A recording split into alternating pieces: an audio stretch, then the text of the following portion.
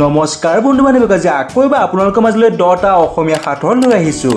আশা কৰিছোঁ আপোনালোকে আজি এই ভিডিঅ'টো ভাল পাব। আজি 1 নম্বৰ সাঁথৰটো হৈছে সেউজীয়া মই গছৰ পাত নহয়, লোকৰ নকল কৰোঁ কিন্তু মই বান্দৰ নহয়। কি বাৰু উত্তৰটো ভাবকচোন আপোনালোকে।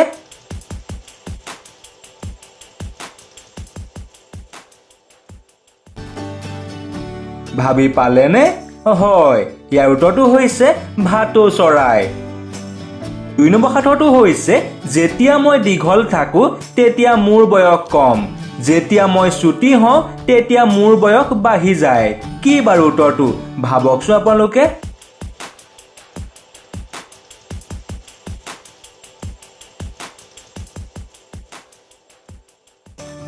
ভাবি পালেনে?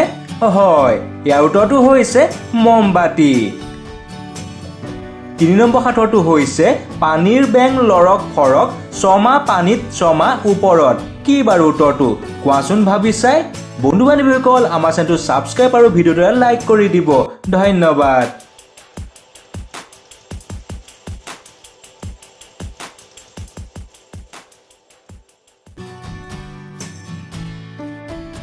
হয়, ইয়াৰ উত্তৰটো হৈছে সাকু।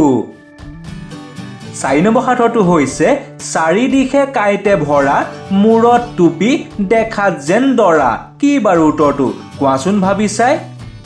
চাৰিদিশে কাঁইটে ভৰা, মূৰত টুপি দেখাত যেন দৰা। ভাবকচোন উত্তৰটো কি হ'ব পাৰে বাৰু। ইয়াৰ উত্তৰটো হৈছে মাটি কঁঠাল। বাৰু আপোনালোকে ভাবিছিলনে? কমেণ্ট কৰি জনাই দিব। 5 নম্বৰ সাঁথৰটো হৈছে এনেকুৱা কি খানা আছে যিটো মানুহে টকা খৰচ কৰি দেখিবলৈ যায়।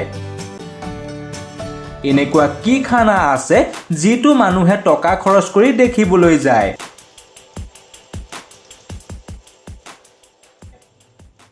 হয় বন্ধু বান্ধৱীসকল, ইয়াৰ উত্তৰটো হৈছে চিৰিয়াখানা, নহয়নে বাৰু।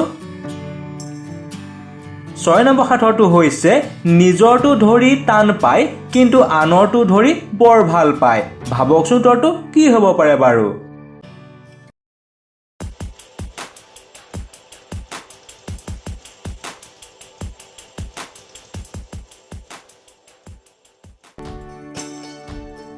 ইয়াৰ উত্তৰটো হৈছে ভুল ধৰা, নহয়নে বাৰু। আজি 7 নম্বৰ সাঁথৰটো হৈছে আপোনালোকে কওকচোন কি বস্তু মানুহে গোটেই বছৰটোত মাত্ৰ এবাৰহে কিনে আৰু বছৰটো শেষ হ'লেই পেলাই দিয়ে। ভাবি পালেনে? হয় আপোনালোকে হবাটোৱেই। ইয়াৰ উত্তৰটো হৈছে কেলেণ্ডাৰ। 8 নম্বৰ সাঁথৰটো হৈছে মুখত খাদ্য লৈ সি পানীত ডুবি থাকে, কোনোবাই খাব আহিলে সেই খাদ্য তাক ধৰি ৰাখে। ভাবকচোন উত্তৰটো কি হ'ব পাৰে বাৰু।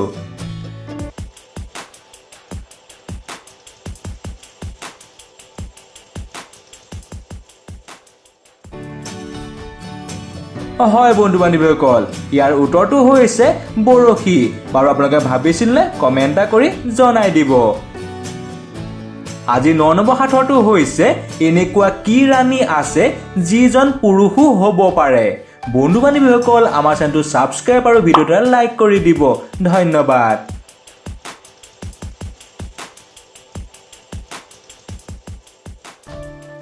ভাবি পালেনে? হয়, ইয়াৰ উত্তৰটো হৈছে কেৰাণী, নহয়নে বাৰু। আজি 10 নম্বৰ সাঁথৰটো হৈছে সেইটো কি যিটো ভৰি নোহোৱাকৈয়ে দৌৰে আৰু কেতিয়াও ঘূৰি নাহে। এনেকুৱা কি আছে যিটো ভৰি নোহোৱাকৈয়ে দৌৰে আৰু কেতিয়াও ঘূৰি নাহে।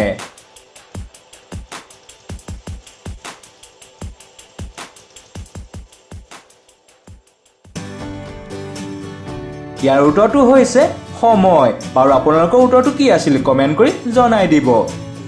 আজি 11 নম্বৰ সাঁথৰটো আপোনালোকলৈ বুলি। কোনখন দেশৰ প্ৰথম আখৰটো যদি কাটি দিয়া যায় তেতিয়া এক খোৱা বস্তুৰ নাম হৈ যায়। কি বাৰু উত্তৰটো আপোনালোকে কমেণ্ট কৰি জনাই দিব। তেনেহ'লে বন্ধু বান্ধৱীসকল আজিলৈ ধন্যবাদ।